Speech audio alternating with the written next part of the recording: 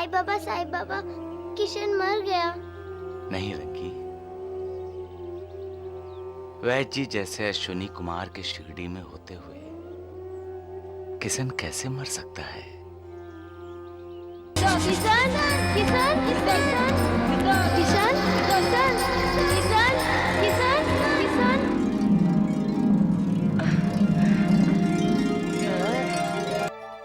ये मेरी वैदिक विद्या का अपमान है और मैं अपने ज्ञान का अपमान सह नहीं सकता। द्वारिकानाथ जी, मैं सोचता हूँ कि इलाज करना बंद कर दूं।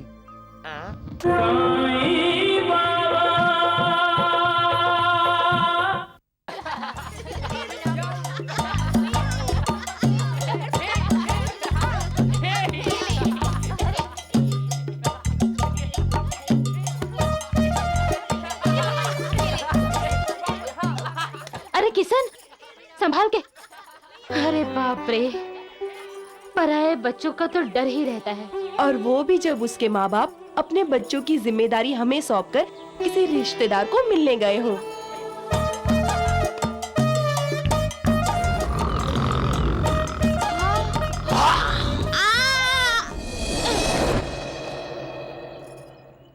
किशन, किशन,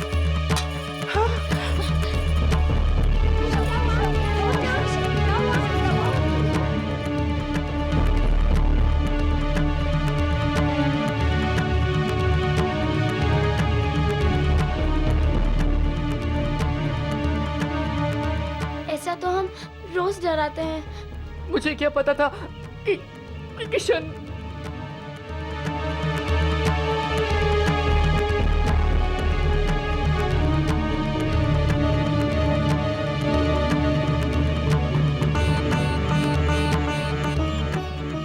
नब्ज ही नहीं मिल रही।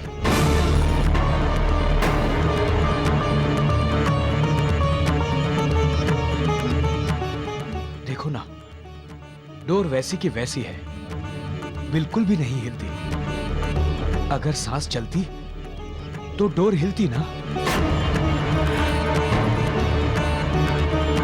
भाईजा, अचानक डर की वजह से किशन की दिल की धड़कन रुक गई है।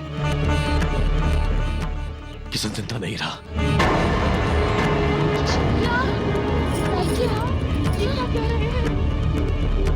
भाईजान, बेचारे अप्पा राव के घर का दिया बुझ गया। नहीं, क्यों अप्पा राव? आपने झूठ ना, साई को तेल नहीं दिया तुमने। पर लक्षात ठेव, एक दिन ऐसा आएगा तुम्हारे घर में दिए नहीं जलेंगे। दादिया, भाग कर जा और वैद्य जी को बुला कर ला। जल्दी जा, जा। रहम कर अल्लाह, इसके तो माँ बाप भी यहाँ नहीं। रहम कर। साई बेटा, साई, साई, चल, तू मेरे साथ चल। माँ, क्या हुआ माँ? वो इतनी घबराई हुई क्यों? वो अप्पा राव तेली, उनका बेटा किशन है ना, वो खेलते खेलते। तो चल चल, लोग कह रहे हैं वो मर गया है। तू जल्दी से बचा ले उसे। चल, जल्दी चल। पर माँ, जन्म मरण ही तो संसार है। ये होता रहा है, होता रहेगा। नहीं, किशन के साथ ऐसा नहीं होना चाहिए। क्यों माँ? तुझे पता नहीं है बेटा, जब अप्पा राव तेली ने तुझे तेल नहीं दिया था, इसी द्वारका माई में तूने पानी से दिए जलाए थे। तब मैंने अप्पा राव से कहा था, एक दिन तुम्हारे घर में दिया नहीं जलेगा। सही बेटा, मेरी बद्दुआओं से लग गई। हाँ, मेरी बद्दुआओं से लग गई। मैं नहीं चाहती किसी ने इस वक्त मर जाए। अप्पा राव और आनंदी ने उसे मेरे यहाँ छोड़ गए थे, मेरी जिम्मेदारी पर छोड़ गए थे। अब मैं उन्हें क्या मुंह दिखाऊंगी? हाँ, अब तो मैं जिंदगी भर उनकी अपराधी रहूंगी।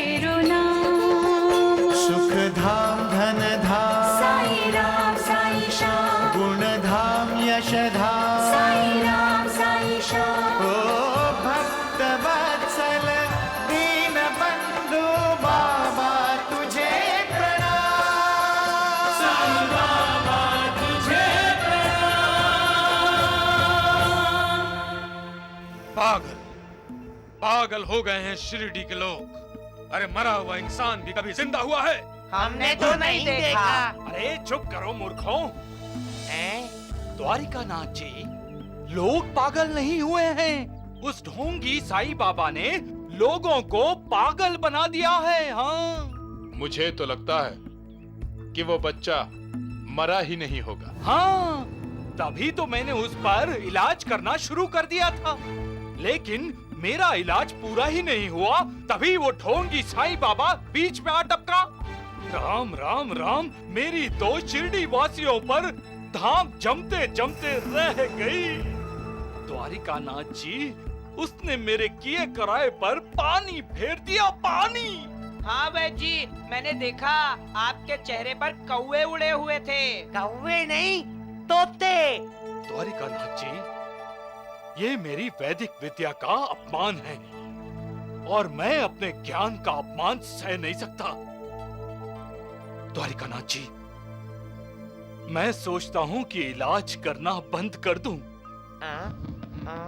वैद्य जी, आग से कहते हो कि वो जलाना छोड़ दे, नदी से कहते हो कि वो बहना बंद कर दे, और आप तो साईं बाबा को खुद रास्ता देना चाहते हो, और वो भी तो यही चाहता है कि हम सब अपने अपने धंधे बंद करके यहाँ से चले जाएं। लेकिन हम नहीं जाएंगे। हाँ हाँ वैद्य जी, हम यहाँ से नहीं जाएंगे। हाँ, हम शिरडी छोड़कर नहीं जाएंगे। तुम दोनों ठीक कहते हो तगड़ू धोंडू, हम में से कोई नहीं जाएगा। हम उस साईं बाबा को शिरडी से निकाल बाहर करेंगे। जिसे दूसरों को दुख देने में सुख मिलता है, वो इंसान नीच बुद्धि वाला होता है, और जो दूसरों के सुख में अपना सुख ढूंढता है वो महान होता है, और जो दुनिया का सुख दुख झेल कर दूसरों की झोली में सुख डालता है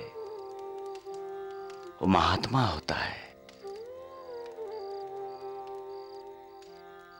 तात्या। जी भैया। मैंने जो अभी बात कही, क्या वो लोग इस दुनिया में हैं? है भैया। तुम जानते हो उन्हें? मैं जानता हूँ महालसापति, और आप भी उन्हें जानते हैं। मैं भी जानता हूं, नहीं तो मुझे नहीं मालूम कौन है ये महात्मा लोग। हमारे माता पिता। हर माता पिता अपने बच्चों के सुख में ही अपना सुख देखते हैं। वो खुद दुख झेलकर अपने बच्चों को खुश और सुखी रखने की पूरी कोशिश करते हैं।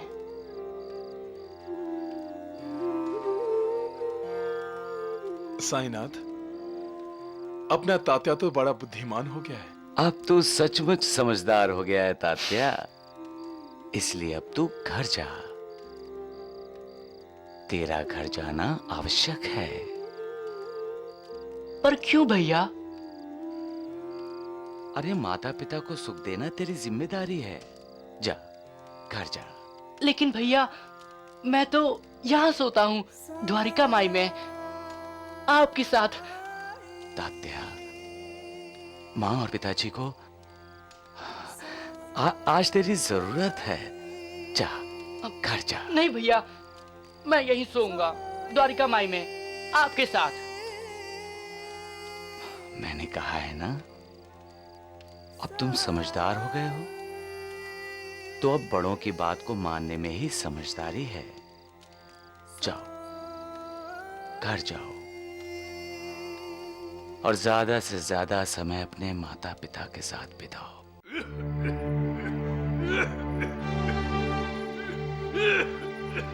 भाईजान, भाईजान, अब मुझसे नहीं सहा जा रहा है।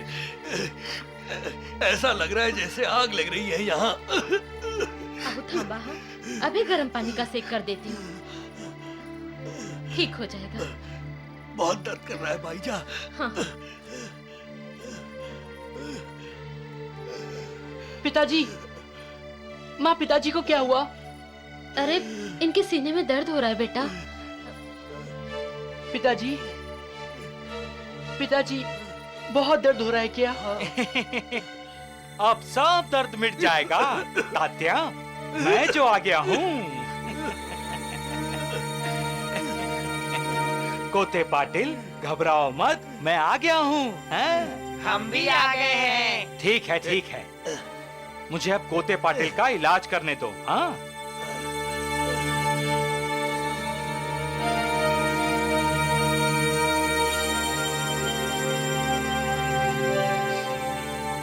भोंडू, वैद्य जी सोच में पड़ गए।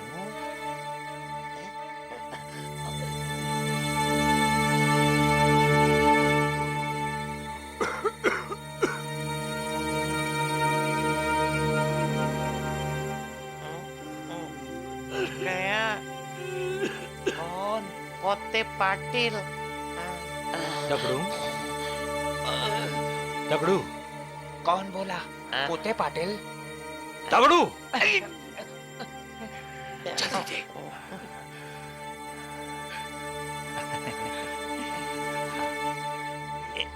ले।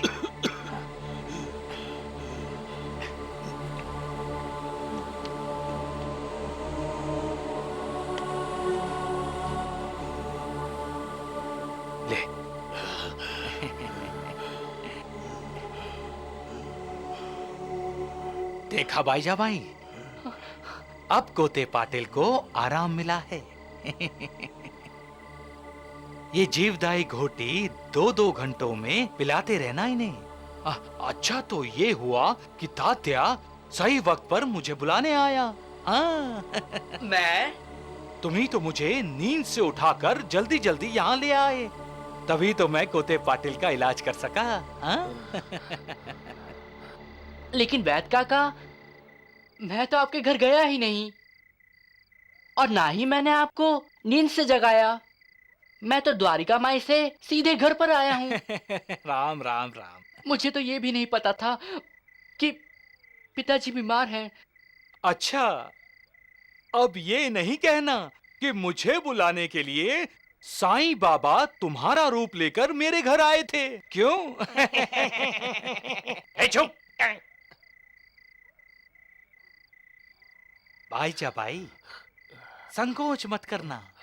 किसी भी वक्त मेरे दरवाजे पर दस्तक दोगी तो मैं कोते पाटिल के लिए दौड़ा दौड़ा चला आऊंगा। कोते पाटिल अभी जल्दी ही ठीक हो जाएंगे, हैं?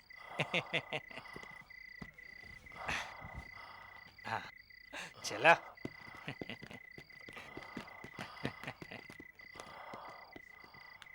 लेकिन माँ, मैं सच कह रहा हूँ, मैंने वैद्य जी को नहीं बुलाया है।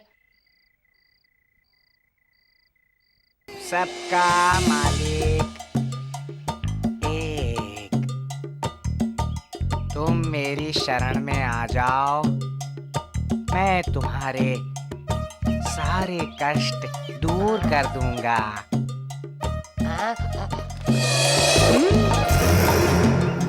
जिसको मुक्ति चाहिए वो मेरी तरफ खींचा चला आता है। मैं भी खिंचा चला आया हूँ तगड़ू।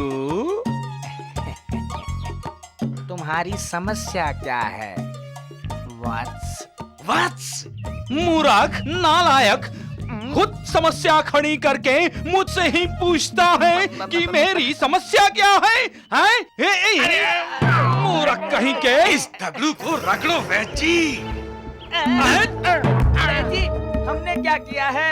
हम दोनों तो साईं बाबा खेल रहे थे। वैद्य जी, ये दोनों आप ही की वजह से साईं बाबा का गुणगान करते हैं। जीवाजी, क्या झूठ बोला है जीवाजी ने वैद्य जी?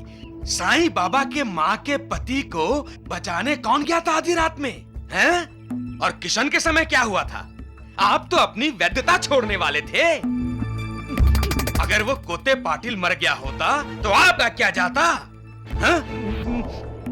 द्वारिकानाथ जी, मैं वैद्य हूँ, वैद्य। दिन हो या रात, यदि कोई बीमार पड़ता है तो मुझे जाना ही पड़ता है। चाहे वो मेरा दुश्मन ही क्यों ना हो, समझे आप? और वैद्य जी को तो खुद तात्या बुलाने आया था। मगर हमने तो सुना है कि तात्या वैद्य जी को बुलाने नहीं आया था। तो क्या तात्या बनकर साईं बाबा आया था? इसका मतलब है द्वारिका माई से एक तात्या अपने घर गया था और दूसरा तात्या उसी वक्त वैद्य कुलकर्णी को बुलाने गया। ये आप ही की लीला थी साईनाथ। पर साईनाथ, आपने ऐसा क्यों किया? मैं कुलकर्णी का इस शिरडी में महत्व बढ़ाना चाहता हूं। पर क्यों? आप तो जानते हैं कुलकर्णी वैद्य द्वारिकानाथ का चेला है और द्वारिकानाथ की तरह वो भी आपसे ईर्ष्या करता है। महालसापति, कुलकर्णी एक अच्छा वैद्य है। उसे औषधियों का पूरा ज्ञान है। उसे बीमारी की पूरी जानकारी है। नाड़ी देखकर बीमारी का पता चलाना कोई आसान काम नहीं है महालसापति, और कुलकर्णी उसमें निपुण भी है। वो भटक गया है महालसापति। द्वारिकानाथ की वजह से वो बहक गया है। उसे सही रास्ते पर लाना होगा महालसापति। वैसे भी महालसापति, जब मेरा कार्यकाल समाप्त हो जाएगा और जब मैं इस संसार से चला जाऊंगा तो कोते पाटिल जैसे मरीजों का इलाज कौन करेगा? वैद्य कुलकर्णी जैसे लोग ही तो करेंगे महालसापति। मेरे बाद न जाने कितने ढोंगी पाखंडी लोग अपने आप को भगवान या भगवान का अवतार कहकर लोगों को बेवकूफ बनाएंगे। दवाई के नाम पर उदी देंगे। इससे लोगों का अहित होगा। इससे अच्छा तो यही है कि लोगों को पहले से ही बीमारी के आने पर वैद्य जी के पास जाने की आदत डालनी चाहिए।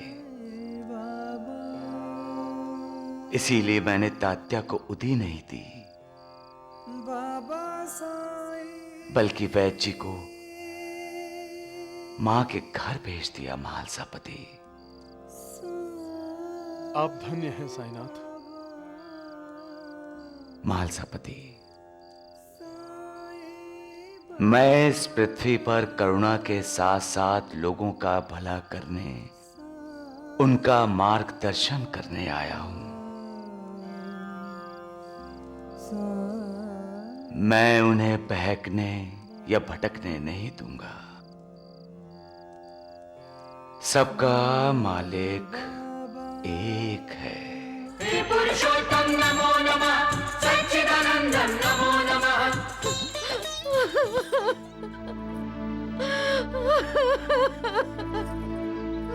मेरे बंटू को बचा लो भगवान, मेरे बंटू को बचा लो भगवान।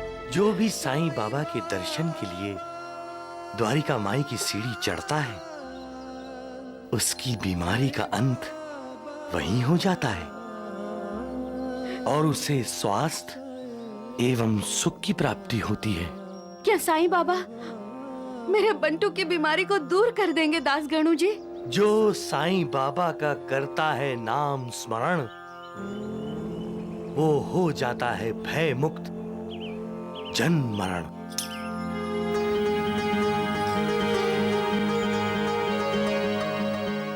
मैं अपने बंटू के लिए शिरडी के दर्शन करने जरूर जाऊंगी दासगणु जी।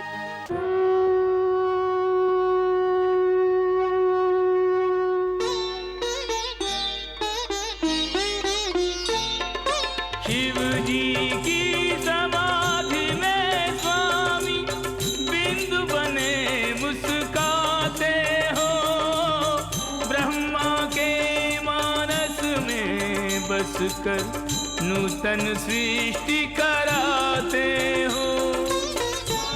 जीवों के उद्गम बनकर जीवन की धार बहाते हो, फिर उनको निज में सहेज कर तुम ही विराम लगाते हो। लेते हो विस्तार तो फिर सीमाओं में नहीं आते हो, सिमटो तो निज भक्त जनों के अंतर में बस जाते हो। लक्ष्मीकांतं नमो नमः, वीर प्रशांतम नमो नमः, राधा नागर नमो नमः, प्रेम के सागर नमो नमः, दशावतारी नमो नमः, जगोपकारी नमो नमः, हे पुरुषोत्तम नमो नमः, सच्चिदानंदन नमो नमः।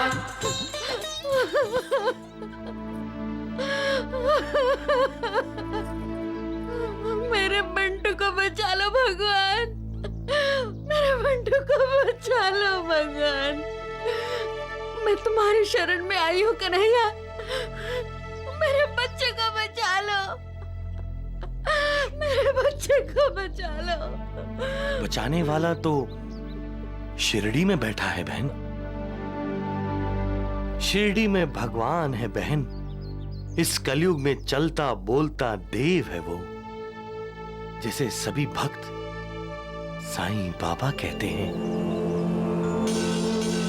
साईं बाबा?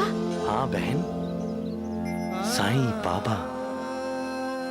उनकी कृपा दृष्टि से ही सभी मनुष्यों के पाप धुल जाते हैं।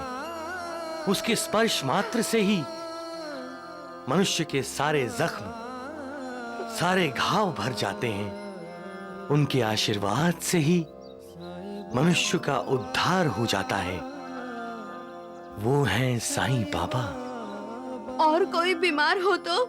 जो भी साईं बाबा के दर्शन के लिए द्वारिका माई की सीढ़ी चढ़ता है, उसकी बीमारी का अंत वहीं हो जाता है और उसे स्वास्थ्य एवं सुख की प्राप्ति होती है।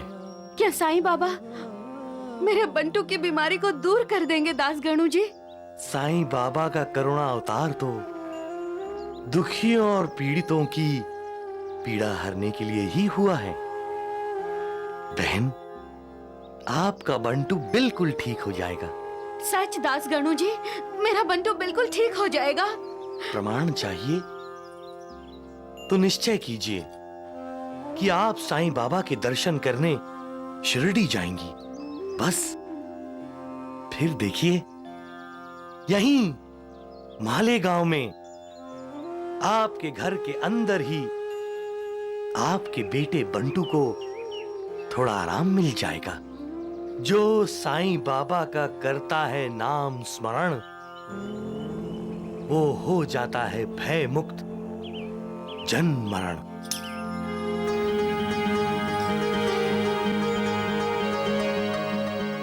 मैं अपने बंटू के लिए शिरडी के दर्शन करने जरूर जाऊंगी दासगणु जी।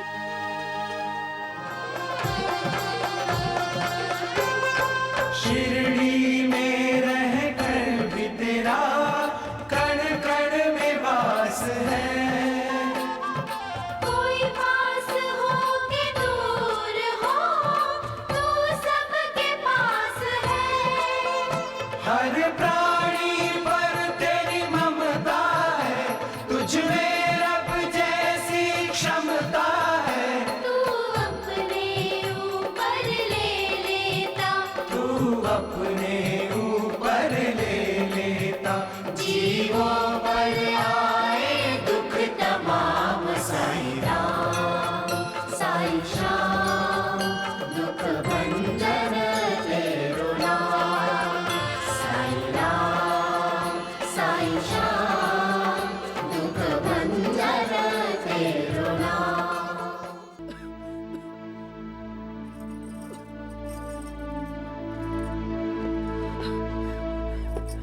भैया, ये मैं क्या सुन रहा हूं? बंटू की हालत तुम दोनों को दिखाई नहीं देती? और फिर भी आप उसे शिरडी लेकर जा रहे हैं। देवर जी, आपने देखा नहीं, अभी तो मैंने शिरडी जाने का सोचा है, तो हमारे बंटू की खांसी कितनी रुक गई। ये सब आप लोगों का वहम है। अरे ऐसा आराम थोड़ी मिलती है। रास्ते में बेचारे की कहीं तबीयत बिगड़ जाए तो क्या होगा? नहीं नहीं, हमारे बंटू को कुछ नहीं होगा। कुछ नहीं होगा? ये भाभी आप कह रही हो? देख नहीं रही हो बेचारे को सांस लेने में कितनी तकलीफ हो रही है? अरे कहीं उसे दमे का अटैक आ गया तो कौन बचाएगा उसे? साईं बाबा। हाँ, साईं बाबा बचाएंगे हमारे बंटू को। मैं कहना तो नहीं चाहता था, लेकिन मुझे अब आप लोगों को साफ साफ बता देना पड़ेगा कि बंटू की बीमारी एक खतरनाक बीमारी है। उसे कोई फकीर, कोई जंतर मंतर या कोई जादू टोना करने वाला ठीक नहीं कर सकता। और आप लोग इतने विश्वास से कह रहे हैं कि साईं बाबा उसे ठीक कर देगा? हाँ देवर जी, मुझे विश्वास है कि साईं बाबा हमारे बंटू को जरूर बचाएंगे। इतना सब इलाज करने के बाद मैं भी अब यही सोचने लगा हूं कि हमारे बंटू को अब दवा की नहीं, दुआ की जरूरत है।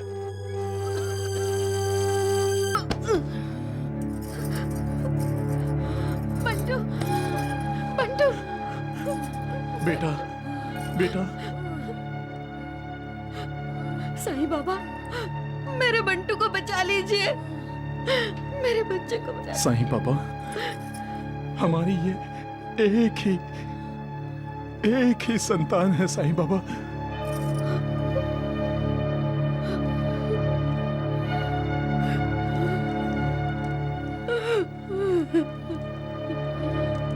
हमने बहुत इलाज किए, लेकिन ये ठीक नहीं हुआ। अब हम इसे लेकर आपकी शरण में आए हैं। इसे ठीक कर दीजिए साईं बाबा, हम पर दया कीजिए। जो द्वारिका माई की सीढ़ी चढ़ता है, उसके कष्टों का अंत हो जाता है।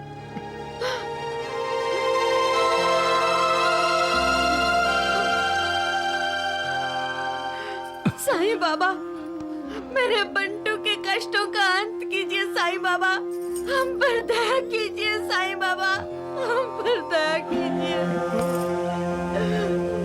बंटू की माँ, रो मत। तुम मालेगांव से चलकर यहां आई हो तो उस मालिक पर भरोसा रखो।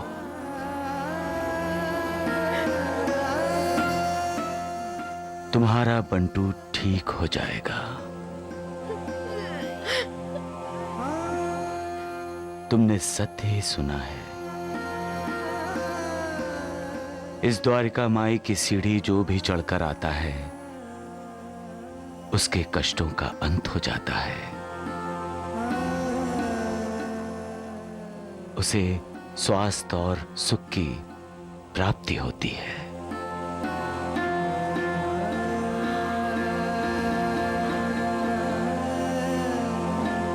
मालसापति, ये बंटू मालेगांव से। हमें याद है माधवराव जी, साईनाथ ने हमें कहा था मालेगांव से तूफान आने वाला है शिरडी में। ये बंटू किस किस्म का तूफान लाएगा?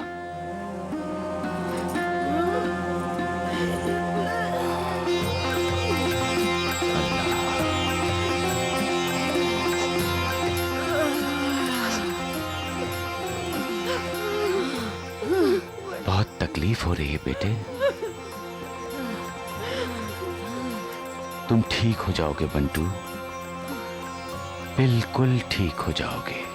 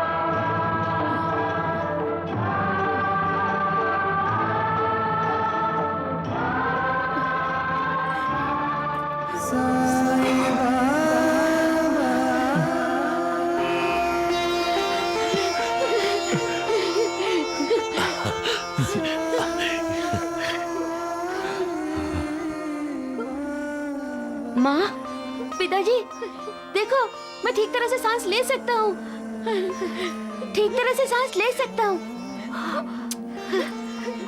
बंटू, मेरा बंटू।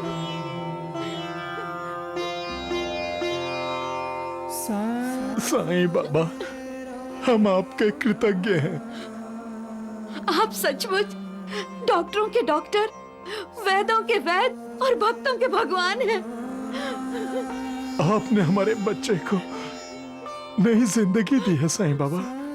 अब हम जीवन भर आपकी भक्ति करेंगे।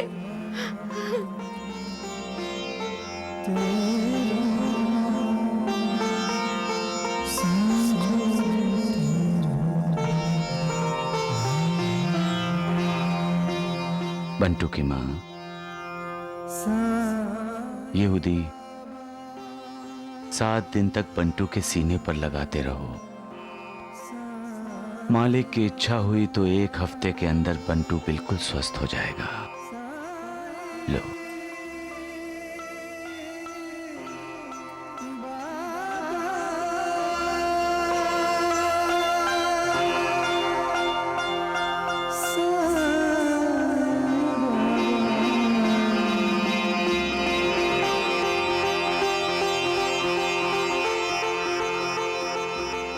सबका मालिक एक।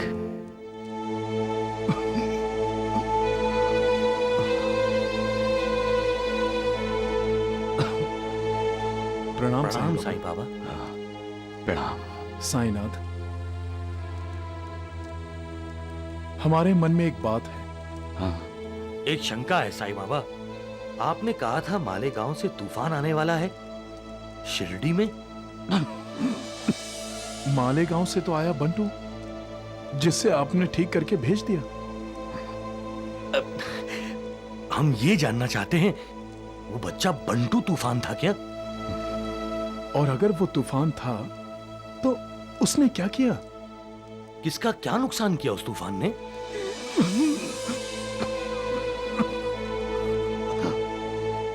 ओ, तो वो तूफान आपने अपने ऊपर ले लिया। बंटू को जो दमे की बीमारी थी वो आपने? नहीं साईं बाबा, आप कुछ मत बोलिए। आपको तकलीफ हो रही है। मुझे तकलीफ हो रही है श्यामा, लेकिन बंटू और उसके माता पिता को तो तकलीफ नहीं हो रही है ना। ये सब क्या है साईं बाबा? सारी दुनिया के दुख और बीमारियां अपने ऊपर ले लेंगे क्या आप? श्यामा, लोगों का मालिक पर जो भरोसा है वो नहीं उठने दूंगा मैं। मालिक ने मुझे भेजा किस लिए है? लोगों का मार्गदर्शन करने के लिए ही ना, लोगों की तकलीफें दूर करने के लिए ही ना। आप ही हमें कहते हैं शरीर नाशवान है। अगर आप दूसरों को ठीक करने के लिए उनकी बीमारी, उनका दर्द अपने ऊपर लेंगे तो आपके शरीर का क्या होगा साईं बाबा? शरीर तो मिट्टी का है श्यामा, मिट्टी में ही मिल जाएगा।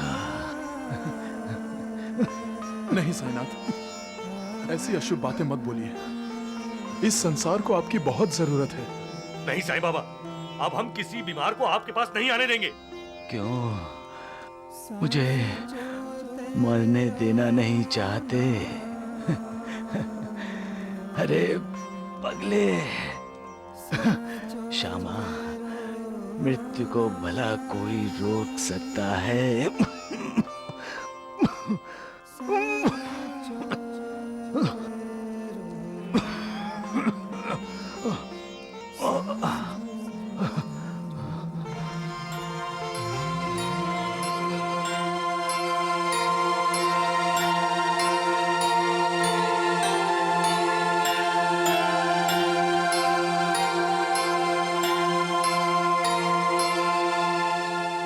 ये कैसे हो सकता है? बंटू की छाती तो बिल्कुल साफ है। ये तो चमत्कार हो गया भैया, चमत्कार हो गया।